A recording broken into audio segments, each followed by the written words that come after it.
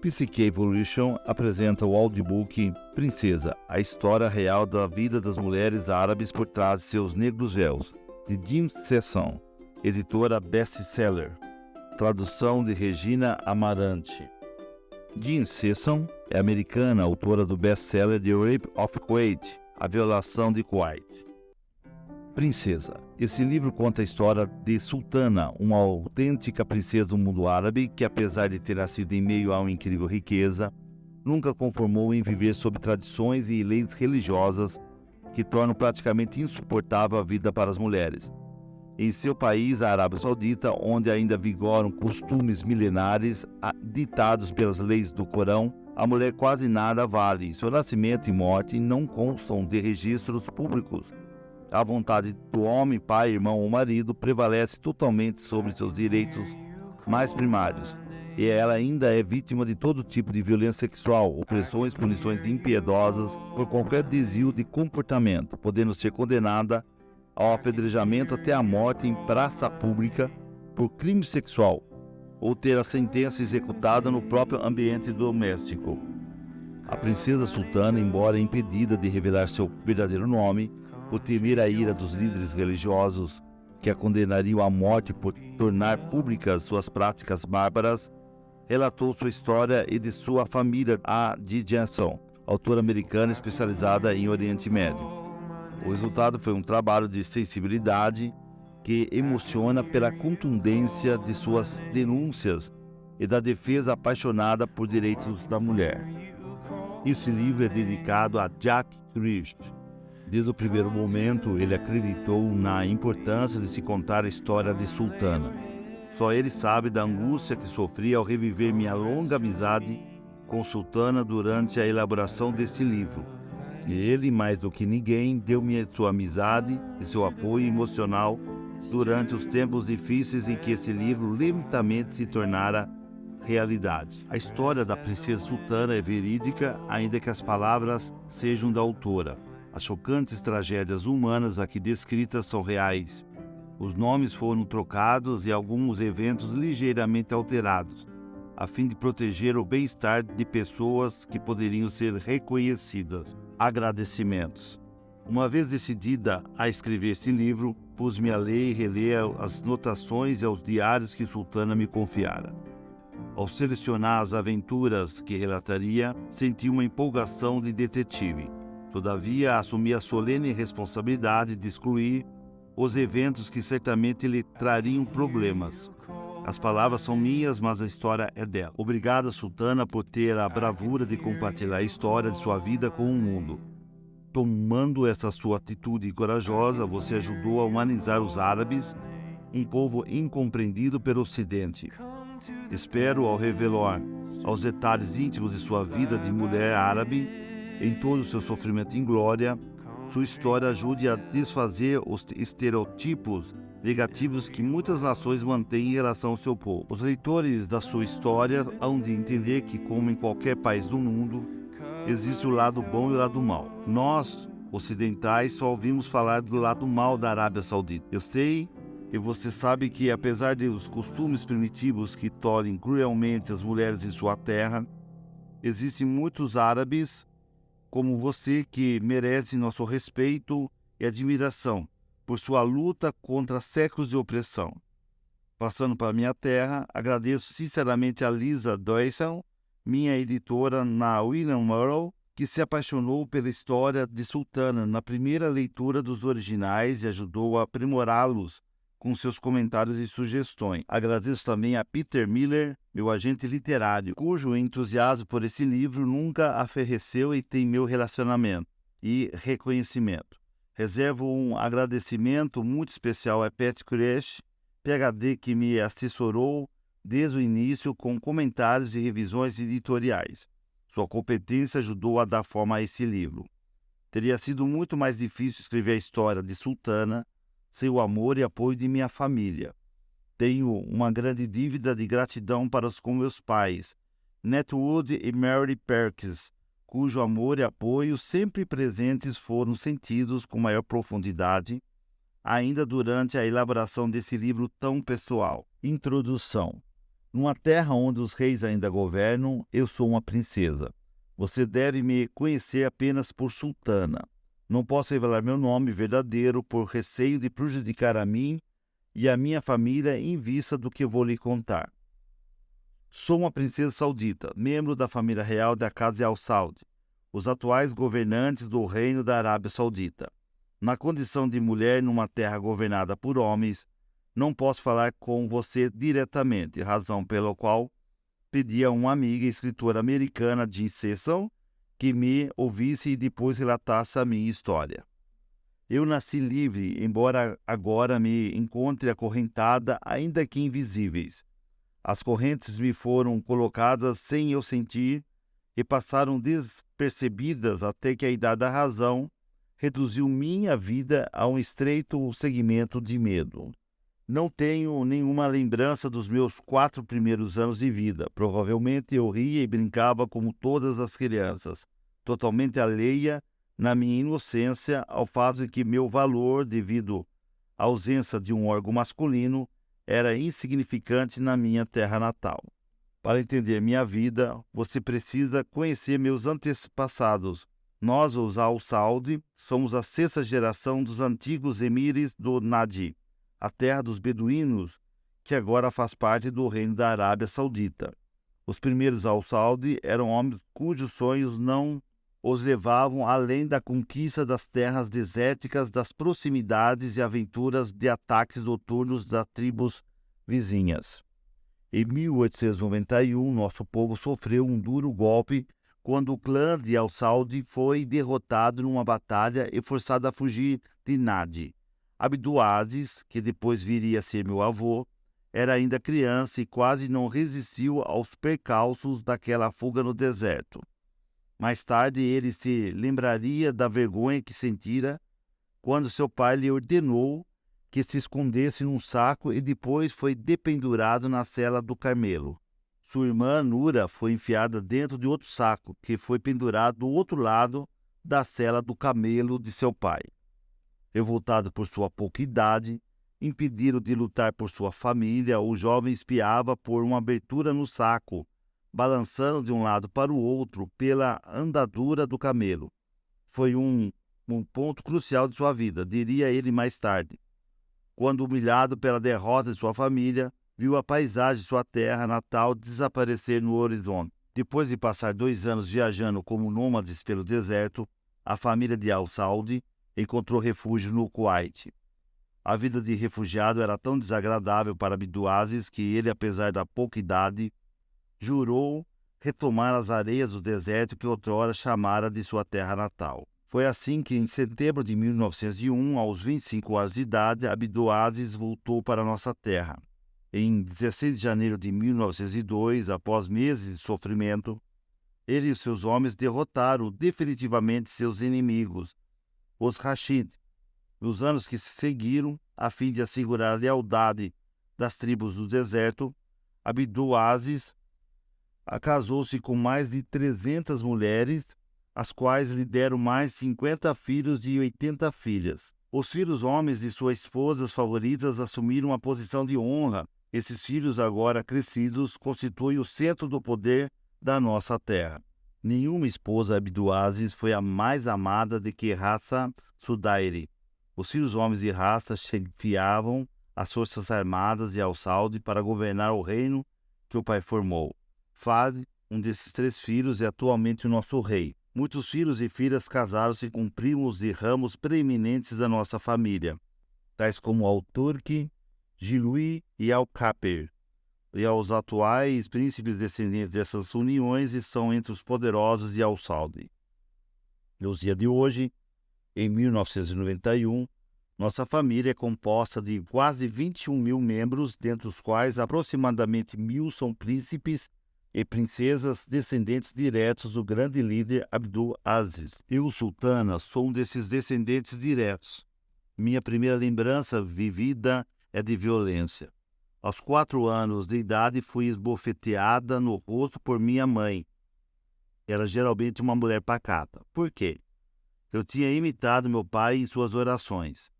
Ao invés de rezar para a Meca, rezei para o meu irmão Ali, de 6 anos. Eu achava que ele era um deus. Como é que eu podia saber que não era? Passados 32 anos, lembro o ardor da bofetada e o surgimento das perguntas em minha mente se meu irmão não era um deus, porque ele era tratado como se fosse. Numa família de 10 filhos e um filho, o medo imperava em nosso lar. Medo de que a morte cruel levasse o único filho homem, medo de que não viessem mais filhos homens, medo de que Deus tivesse amaldiçoado nosso lar, mandando filhas mulheres. Minha mãe passava toda a gravidez aflita, rezando para ter um filho homem, apavorada de ter outra menina. Ela deu à luz uma menina após a outra até ter 10 ao todo. O que minha mãe mais temia tornou-se realidade, quando meu pai arranjou outra esposa, mais jovem, para que lhe desse mais filhos homens. A nova esposa presenteou-o com 3 meninos, todos nascidos mortos. Finalmente, com a quarta esposa, ele teve a satisfação de ter vários filhos homens. Mas meu irmão mais velho seria sempre o primogênito, e como tal tinha o poder supremo. Assim como minhas irmãs, eu fingia venerar meu irmão, mas eu o odiava como só os primícios sabem odiar. Minha mãe casou-se com meu pai aos 12 anos. Ele tinha 20. Foi em 1946, um ano após o término da Segunda Guerra Mundial, que interrompeu a produção de petróleo. O petróleo, que hoje em dia é a força vital da Arábia Saudita, ainda não tinha trazido grande riqueza para a família de meu pai, o Saud, mas seu impacto na família já era sentido de diversas maneiras. Os líderes de grandes nações homenageavam nosso rei. O primeiro-ministro britânico Winston Churchill presenteou o rei Abdul Aziz com um luxuoso Rolls-Royce, de um verde vivo com um banco traseiro em forma de trono. O automóvel reluzia como uma joia ao sol, mas algumas coisas nele desagradou o rei, pois depois de examiná-lo, ele o deu de presente a um dos seus irmãos favoritos, o Abdullah. Abdullah, que era tio e amigo íntimo do meu pai, ofereceu-lhe o automóvel para sua viagem de lua de mel a Jeddah. Meu pai aceitou a oferta, para a grande alegria da minha mãe, que jamais andara de automóvel. Em 1946, assim por séculos e séculos até então, o camelo era um meio comum de transporte no Oriente Médio. Passaram as 3 décadas antes que os sauditas se sentissem mais confortáveis num automóvel do que em cima de um camelo. Na lua de mel, meus pais passaram 7 dias e 7 noites viajando pelo deserto rumo a Jeddah. Infelizmente, na pressa de partir de Riad, meu pai esqueceu de levar sua tenda. Devido a esse descuido e à presença de vários escravos, o casamento só foi consumado quando eles chegaram a Jeddah. Essa viagem cansativa e poeirenta era uma das lembranças mais felizes da minha mãe. Depois disso, minha mãe dividiu a sua vida em 2 etapas, antes da viagem e depois da viagem. Certa vez ela me disse que a viagem tinha sido o fim de sua juventude, pois ela era jovem demais para entender o que a esperava mais adiante. Ela perdera os pais numa epidemia de febre, ficando órfã aos 8 anos de idade. Casara-se aos 12 com um homem impetuoso e cruel, estando despreparada para fazer qualquer coisa na vida que não fosse cumprir as ordens do marido. Após uma breve estada em Jeddah, meus pais voltaram para Riad, pois era lá que a família patriarcal de Al-Saud dava continuidade à sua dinastia. Meu pai era um homem impiedoso. Como já era de prever, minha mãe foi uma mulher triste. Dessa trágica união nasceram 16 crianças, das quais 11 sobreviveram aos riscos da infância. Atualmente, as 10 filhas têm a vida controlada pelos homens com quem se casaram. O único homem, um preeminente homem de negócios e príncipe saudita, com 4 esposas e várias concubinas, leva uma vida de grandes auspícios e prazer. Pelas coisas que já li, sei que os sucessores mais civilizados das culturas primitivas zombam da ignorância dos seus ancestrais. À medida que a civilização avança, o medo da liberdade para o indivíduo é superado por intermédio do esclarecimento.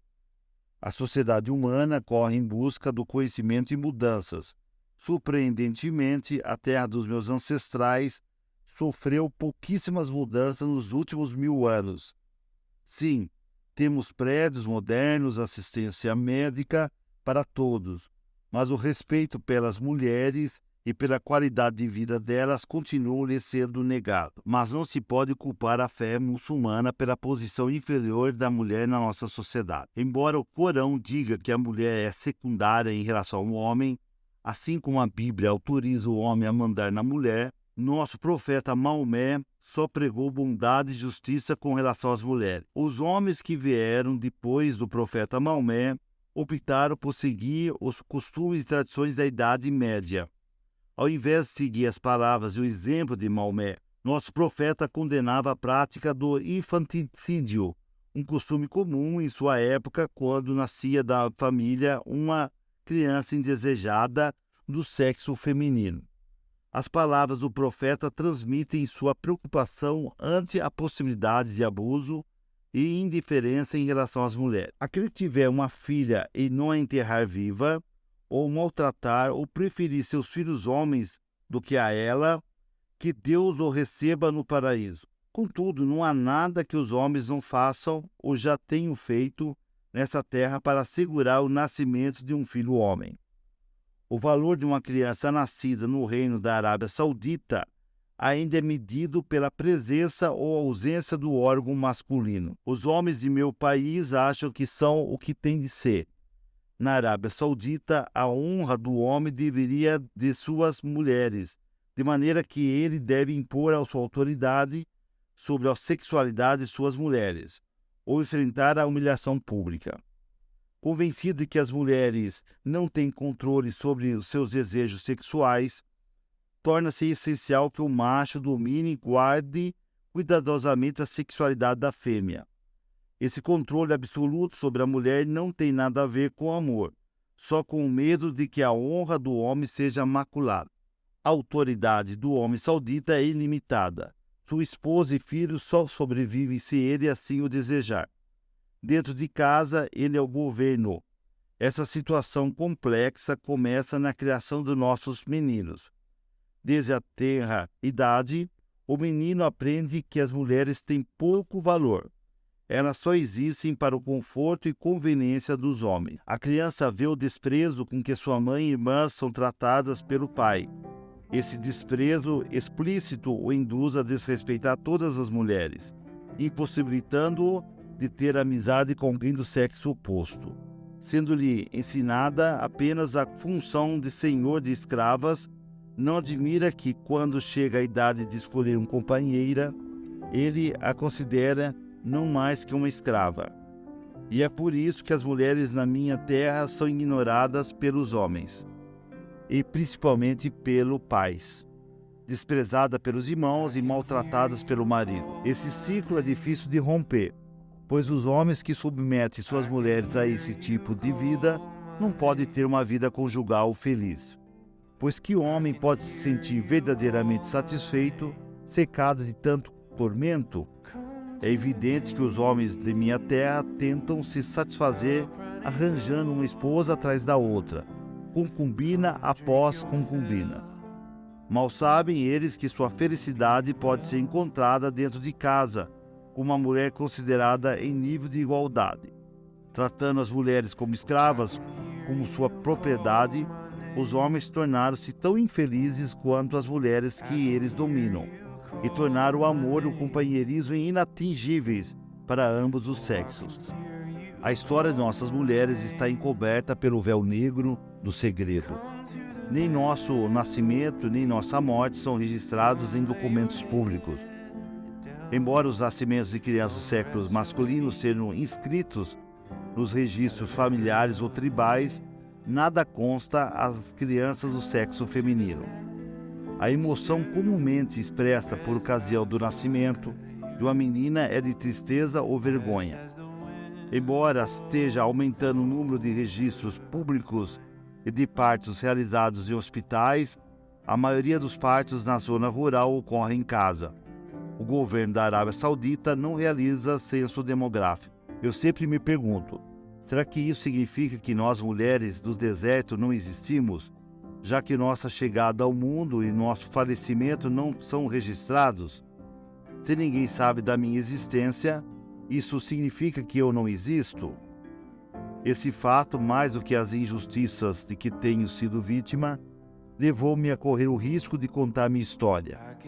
As mulheres de meu país podem estar encobertas pelo véu e rigorosamente controladas pela nossa severa sociedade patriarcal, mas a mudança terá de vir, pois estamos cansadas da opressão dos costumes. Ansiamos por nossa liberdade pessoal.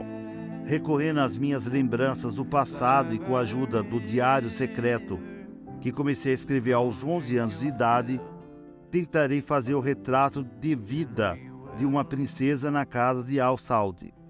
Tentarei desvendar as vidas escondidas de outras mulheres sauditas, dos milhões de mulheres comuns não pertencentes à família real. Meu apego à verdade é simples, pois sou uma daquelas mulheres que foram ignoradas pelos pais, desprezadas pelos irmãos e maltratadas pelo marido. Não estou sozinha nesse barco. Existem muitas mais em minha situação, mas que não têm a oportunidade de contar suas histórias. É raro a verdade escapar de um palácio saudita, pois nossa sociedade mantém tudo em segredo. Mas o que eu falei aqui e o que a autora escreveu é verdade.